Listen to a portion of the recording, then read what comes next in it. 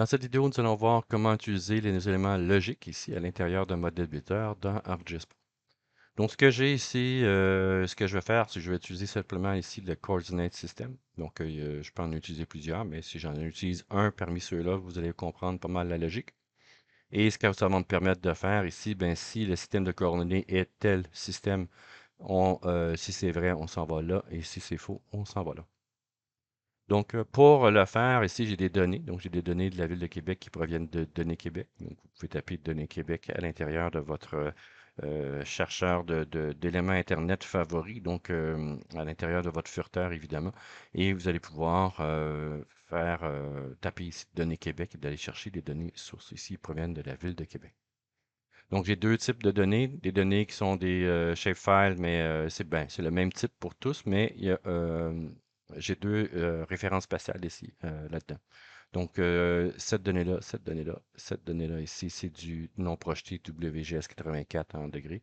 Et vous avez ici données projetées en mètres ici, donc Web Mercator Auxiliary Sphere. Donc, c'est ni plus ni moins que la référence spatiale des fonds de carte d'esprit.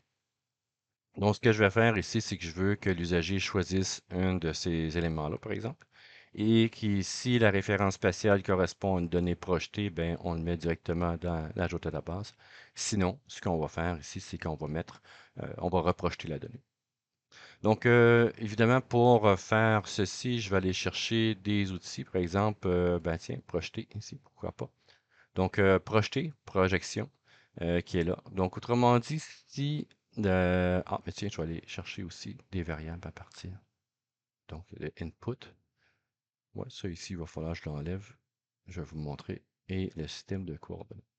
Donc, ce que je vais faire ici, c'est que le système de coordonnées va chercher, va regarder. Si c'est Web Auxiliary Sphere ici, si c'est vrai, faites telle chose. Si c'est faux, faites telle autre chose.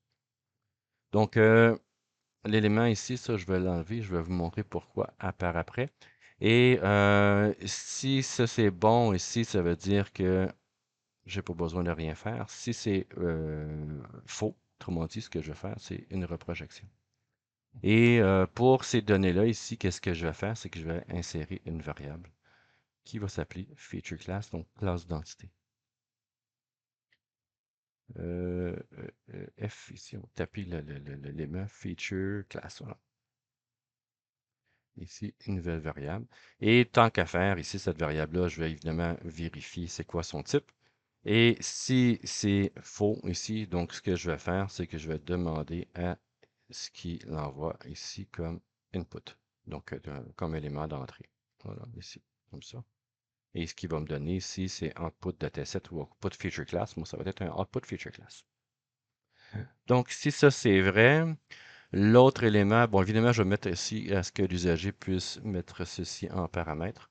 Donc, en paramètre, ce que ça permet de faire, c'est de définir ici quelque chose du genre. Donc, si je ne mets pas de paramètre, il n'y a rien qui apparaît pour le choix de l'usager. Si oui, il y a quelque chose qui va apparaître. L'autre élément ici que je vais faire, ben, si c'est vrai, donc je n'ai pas besoin de reprojeter, ce que je vais faire ici, c'est feature, feature class, je devrais avoir ici feature class to jour de la base ici. On va la rajouter. Et ce que je vais faire ici, ben, si la référence spatiale me va, ben, on va dire ici en input. Voilà. Donc, même je pourrais le tasser ici. Et on va le faire comme ça.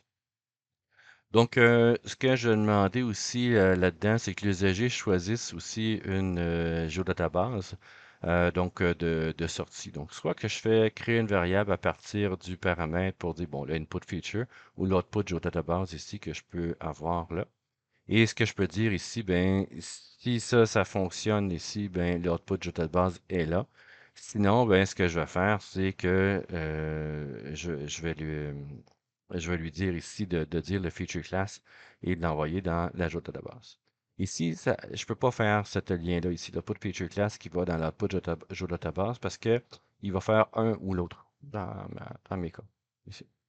Donc, ce que je vais faire là-dessus, c'est que je vais faire une database ici, une nouvelle variable. Donc, je fais un clic droit ici et ça va être un workspace. Workspace, c'est ça ici. Donc, Workspace, un espace de travail. Voilà. Et je vais l'appeler ici Rename. Ça va être ma géodatabase. Pourquoi pas géodatabase ou sortie, géodatabase de sortie, peu importe. Euh, donc, ça va être ceci. Ou je vais juste le remettre ici, géodatabase finale. Ce qu'il va vouloir. Ouais. Donc, géodatabase finale qui est là. Et ce que je vais faire, c'est que je vais utiliser cette variable-là. Donc, l'usager va pouvoir mettre en paramètre l'information. Et s'il y a une projection ici, ce que je vais faire, c'est que je vais lui dire ici, output feature class ici. Où est-ce qu'il va le mettre? Ça va être dans la géodatabase finale. Autrement dit, ce que je vais faire, c'est de remplacer ce que l'usager aura choisi ici pour le mettre là-dedans. Et ce que je vais faire là-dessus, donc j'ai juste à double-cliquer l'information. Donc le nom va être la même chose que l'entrée. Et la sortie, ça va être pourcentage ici.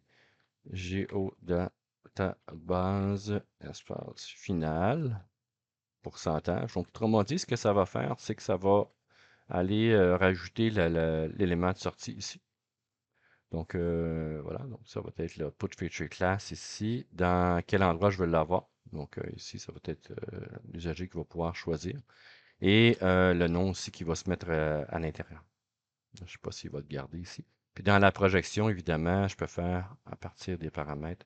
Le output coordinate system, évidemment, ça va être quoi? Ça va être le WGS ici, 84 projeté.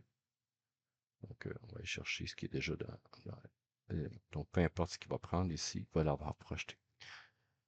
Je vais le faire aussi rouler là-dedans, ça va être plus facile. Donc, ça, je vais mettre déjà des choses à l'intérieur. Par exemple, si je mets dans mon feature class, je vais aller chercher ce PC ici, c'est temp demo data. Donc, on va aller chercher, c'est tout droit. Ici, chemin de fer. Tiens, pourquoi pas? OK. Donc, j'ai déjà des choses qui se mettent en couleur. Et si on regarde ici dans la sortie, il me dit géodatabase finale. Ce que je vais faire ici, ben, je vais l'envoyer directement dans ici, ça va être dans ce PC, c'est temp demo data ici et je vais l'envoyer là-dessus. Donc, ça, l'usager va pouvoir définir ce qu'il veut pour ça. Donc, puis je pourrais dire ici que dans les notions de sortie aussi, là, je ne l'ai pas fait, mais je pourrais dire ici faire une variable à partir de l'environnement. C'est le current workspace ici, ben, ça va être quoi? Ça va être le jeu de database final qui va être là. Donc, autrement dit, ce que je peux faire ici, là-dessus, c'est Open. Et plutôt que de l'envoyer dans mon projet, bon, c'est déjà là, mais je vais demander à ce que l'usager puisse le mettre, ben, c'est pas déjà là ici, donc ça, c'est une donnée qui est là, mais l'envoyer ici dans la géodatabase finale, donc en remplaçant ici la notion de géodatabase, espace final, ici, pourcentage. Donc ça va être l'environnement pour mon outil. Donc, c'est ce que l'usager va rentrer ici. Donc, ça, si, c'est bien. Et bon, on peut voir que le output feature dataset, donc il l'envoie dans le jour de database finale. On va voir s'il y a besoin d'un nom pour sortie. Absolument, il devrait prendre le même nom et l'envoyer à la fin. Et dans l'autre élément ici, feature class sur database, ici, on peut voir que c'est en grisé. Le output ici, database, ce que ça va être, bien, ça va être la même chose que ça ici. Donc, pourcentage, ici, database, espace final, donc avec des pourcentages. Autrement dit, ce que ça va faire, c'est que ça va aller chercher la donnée qui est ici. Et voilà. Et tout ce qui me reste à faire ici, ben, quand c'est vrai, donc c'est de mettre ici, quand c'est vrai, déclenche cet outil-là. Donc, je mets en précondition. Et quand c'est faux, déclenche cet outil-là en précondition. D'après moi, ça devrait être bien ici. Donc, ce que j'ai fait ici, je vais dans ta base finale, je vais aller la chercher. Ça va être celle-là. Démo, ouais, j'ai des B ici. Et ce que ça devrait faire ici, si je le fais rouler, donc j'ai mis chemin de fer qui sont pas projetés, donc ça devrait être projeté ici et sortir dans la bonne joue de la base. Donc si on fait run, c'est en bas qui passe. Ici, nanana, because condition is false. Ça, c'est un peu normal qu'il fasse ça. On va aller voir avant. Est-ce que ça a bien fonctionné pareil? Donc, démo data ici. Et si je fais actualiser, refresh, ici, il n'y a pas de l'air. Il y a vraiment l'air à avoir paramètre not valide. OK, c'est ça. Donc, l'élément ici, c'est de l'élément de sortie qui me manque. Donc, ça serait, euh, je pourrais aller chercher ici dans Project. Je vais chercher par exemple sortie. Je vais l'appeler comme ça, tout simplement. Et on va le faire rouler. Donc ici, run, voilà. Donc il devrait rouler en bas. Voilà. Donc là, il le fait. Donc ce qui me manquait, c'était un nom. Je pourrais aller chercher le même nom. Je pourrais demander à l'usager qui rentre un nom de sortie ou d'aller chercher le nom ici d'entrée. Et à partir de là, ben, ce que je pourrais faire là-dessus, ben, si je fais refresh ici, voilà. Donc, on peut voir que c'est l'élément de sortie. Il va toujours vous faire aussi un petit avertissement. Process de dot execute, donc ne pas fonctionner parce que la précondition était false. C'est normal. Il va toujours avoir un des deux qui ne fonctionnera pas parce qu'il y a une division. Donc, il va toujours vous faire le même système d'avertissement. Donc ici, si je mets chemin de fer, donc ce n'est pas dans la bonne référence spatiale que je veux, donc une reprojection, il la met dans la joie database ici. Si je fais l'inverse ici, chemin de fer et que je fais open, donc je vais aller chercher les données à l'intérieur. Je crois que je peux aller chercher ici, déposer ici, comme ça. Oui, ça fonctionne. Donc là-dessus, et on va pouvoir voir ici qu'il devrait passer vers le haut. Donc, run ici, il fait le haut. Et voilà ici. Donc, toujours le même avertissement. Il y a une des deux branches qui n'a pas été exécutée. C'est normal. Et si je fais refresh ici, on peut voir que l'arrondissement a été reprojeté. Donc, pour aller chercher, par exemple, le nom ici de l'élément, plutôt que de l'appeler sortie à cet endroit-là, je pourrais aller chercher dans les utilities ici, parse path, par exemple. Et dans ParsePark ici, avant d'aller choisir l'information, donc je pourrais me rajouter un autre petit élément ici. Par exemple, on va faire ça ici. On va glisser ici le input value. Et ce que je vais faire, moi, c'est d'avoir le name en sortie, pas l'extension, et ainsi de suite. Donc, je vais avoir le name. Ben, le name, c'est ni plus ni moins qu'une variable. Donc, dans sortie ici, ce que je vais faire, c'est que je vais faire slash ici, pourcentage name, pourcentage, comme ça ici. Et de là, si je fais revalider, donc tout semble être bon. Donc si je mets l'autre information ici, ça serait de mettre l'élément. Quoique ici, je vais encore faire glisser-déposer. Je vais mettre les arrondissements, voilà. Les arrondissements sont non projetés, donc ils devraient passer par project ici. Et en faisant ça ici, run, ici, parameters are not valid ici. The name contains invalid character. OK, donc ici, ça va être... OK, donc dans ce cas-là, ici, il ne fonctionne pas à cause de probablement... OK, dans l'ajout de database, je pense qu'il ne veut pas avoir de trait de soulignement. Pas de trait de soulignement, de trait d'union. Je vais enlever le trait d'union ici. Donc, il y aura moyen ici de le refaire. Voilà, ça a fonctionné. Et donc, je devrais avoir VDQ arrondissement ici. Voilà, OK, c'est déjà fait. Je peux faire rafraîchir. Ça, c'est déjà fait.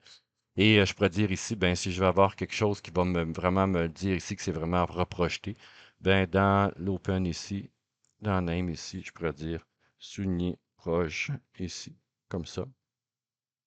Et à l'intérieur, donc, arrondissement est là. Donc, je vais juste delete ici.